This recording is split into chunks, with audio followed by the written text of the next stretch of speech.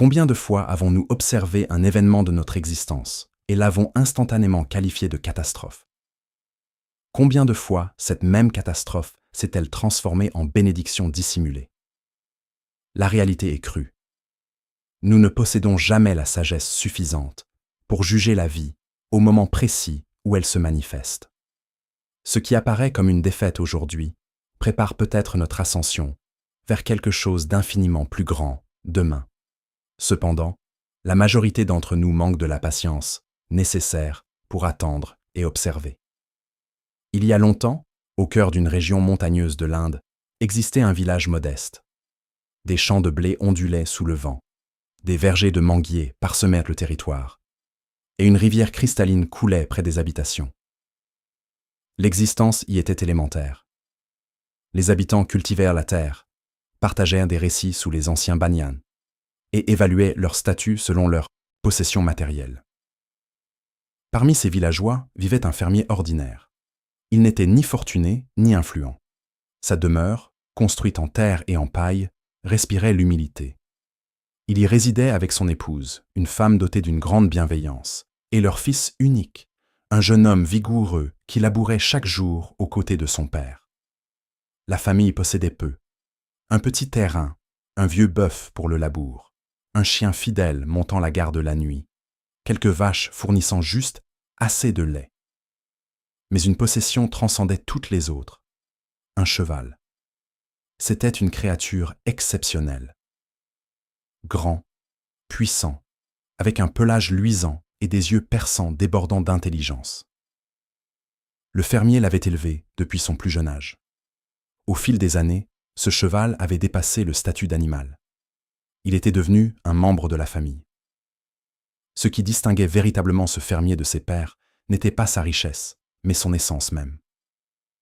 Peu importe les circonstances, favorables ou adverses, il préservait une sérénité inébranlable.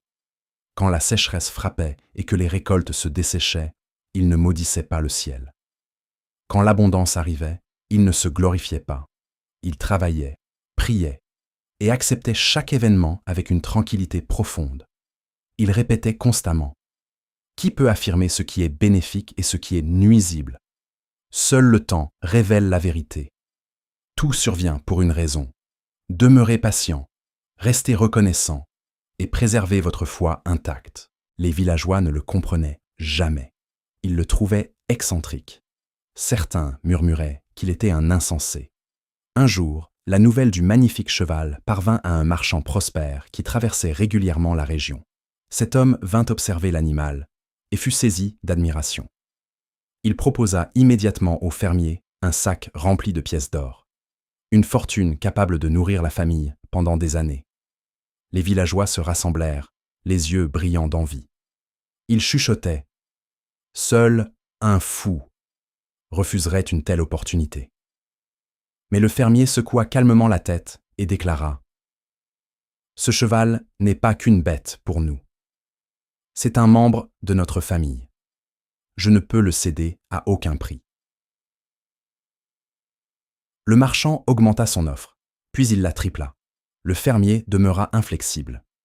Le marchand repartit frustré et le village s'emplit de ragots.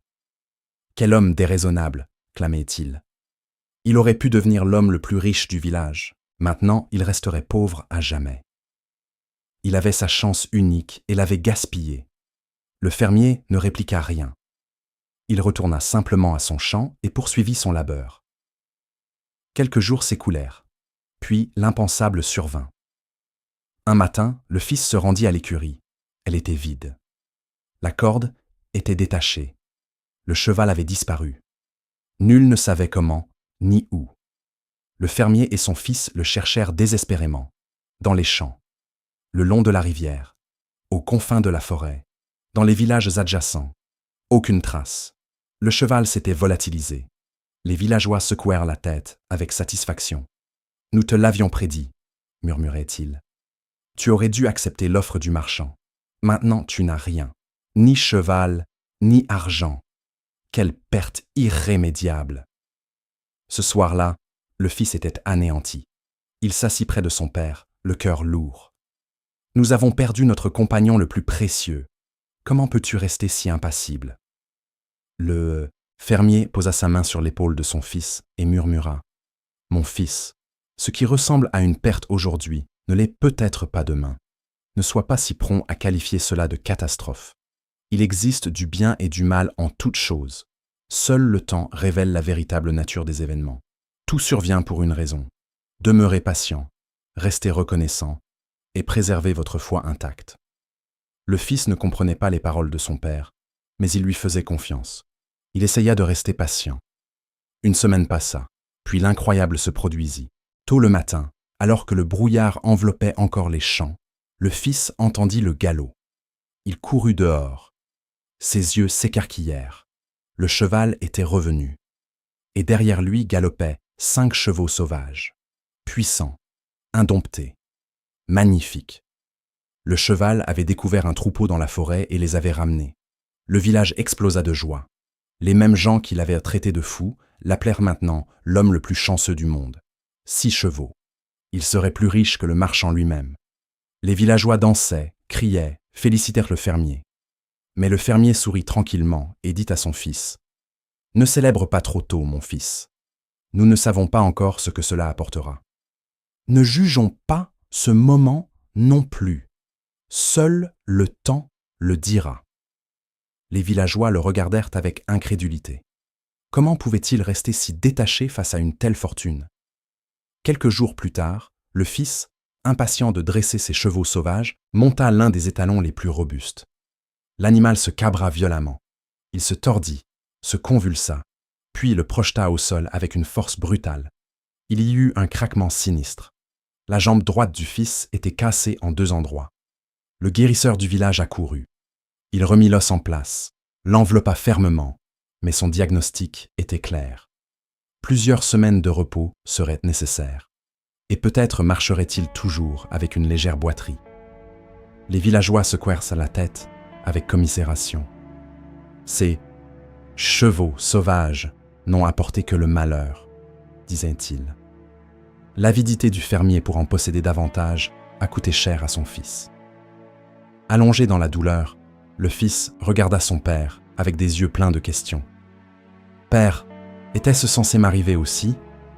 Le fermier s'assit près de lui, aussi serein que jamais. « La même pluie qui inonde la vallée nourrit la forêt, mon fils. Ne juge pas ce moment non plus. Seul le temps le dira. Tout survient pour une raison. Demeurez patient, restez reconnaissant et préservez votre foi intacte. » 2 semaines s'écoulèrent, puis l'impensable se manifesta. Le son des tambours résonna dans tout le village. Les trompettes retentirent. Les soldats du roi arrivèrent avec un décret royal gravé dans le marbre. Une guerre avait éclaté à la frontière nord. Chaque jeune homme en âge de combattre devait être enrôlé immédiatement. Pas d'exception, pas d'excuse. C'était un ordre du souverain. Un par un, les jeunes hommes furent emmenés. Des fils forts qui n'avaient jamais tenu une épée. Des garçons qui ne connaissaient que la charrue et la moisson. Les mères hurlaient. Les pères restaient pétrifiés. Le village semblait vidé de son essence. Mais quand les soldats arrivèrent à la porte du fermier et virent le fils allongé sur un lit, sa jambe immobilisée dans des éclisses, ils échangèrent un regard. « Celui-ci ne nous est d'aucune utilité, » dirent-ils. Le fils avait été épargné. Les mois s'écoulèrent. La guerre fut brutale, interminable. Quand elle finit enfin, les nouvelles revinrent au village. Sur les 23 jeunes hommes qui avaient été emmenés, seulement 9 revinrent vivants. Les autres avaient péri sur le champ de bataille. Les familles qui avaient autrefois moqué le fermier pleuraient maintenant les fils qu'elles ne reverraient jamais. Elles regardaient le fermier avec des yeux nouveaux, avec une compréhension nouvelle. Et là, sous le vieil arbre Nîmes, se trouvaient le fils et son père. La jambe du fils cicatrisait. Leur cheval bien-aimé paissait paisiblement dans le champ. Les 5 chevaux sauvages avaient été domptés et aidaient maintenant la famille à cultiver 2 fois plus de terre qu'auparavant. Ce soir-là, le fermier s'assit avec son fils sous le vieil arbre. Le ciel était peint en orange et violet. le fils regarda son père avec des yeux transformés. « Tu avais raison depuis le début, père, » dit-il, sa voix tremblant d'émotion.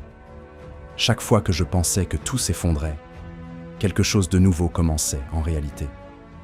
Le fermier hocha lentement la tête. « Mon fils, c'est la plus grande sagesse que je puisse te transmettre.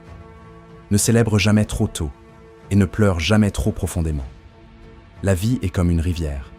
Elle tourne, elle se plie, et tu ne peux jamais voir ce qui t'attend au prochain méandre. Ce qui ressemble à une inondation aujourd'hui peut irriguer les champs de demain. Le cheval qui a disparu semblait être une tragédie, mais il est revenu avec 5 autres. Ta jambe cassée semblait être une punition, mais elle a sauvé ta vie. Et voilà la leçon suprême. Nous ne sommes jamais assez sages pour juger ce que la vie nous offre au moment où cela arrive. Chaque événement était connecté. Chacun révélait sa véritable signification, uniquement dans la plénitude du temps. La vie ne se déploie pas en ligne droite. Elle tourne, elle se plie, elle nous surprend. Ce qui ressemble à une malédiction aujourd'hui peut devenir votre plus grande bénédiction demain. Et ce qui semble être une récompense peut porter un défi caché. Pratiquez la patience. L'image complète est toujours plus grande que ce que vous voyez aujourd'hui. Restez enraciné dans la gratitude, peu importe la saison que vous traversez. Et surtout, gardez votre foi forte.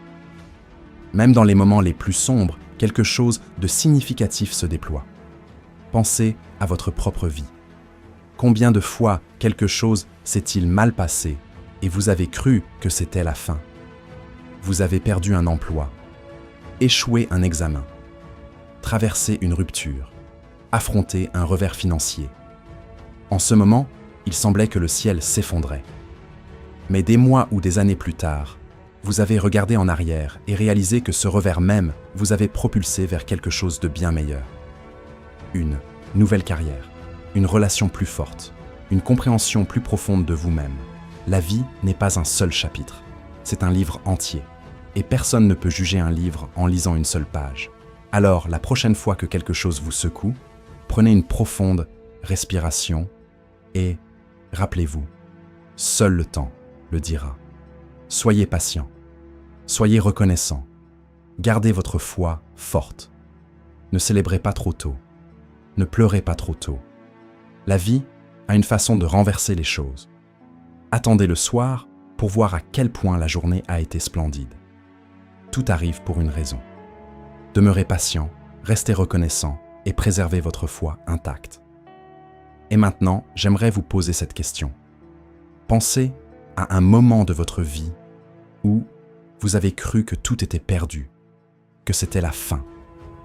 Un moment où vous avez pleuré, où vous avez désespéré. Et puis, des mois ou des années plus tard, vous avez réalisé que ce moment terrible était en réalité le début de quelque chose de magnifique. Partagez cette histoire dans les commentaires ci-dessous. Votre expérience, votre témoignage, pourrait être exactement ce dont quelqu'un d'autre a besoin pour entendre aujourd'hui. Peut-être que quelqu'un traverse en ce moment même ce que vous avez traversé, et votre histoire lui donnera l'espoir et la patience d'attendre que le temps révèle la vérité. Écrivez votre histoire. Soyez honnête, soyez authentique. Car c'est dans nos moments les plus vulnérables que nous touchons les cœurs des autres.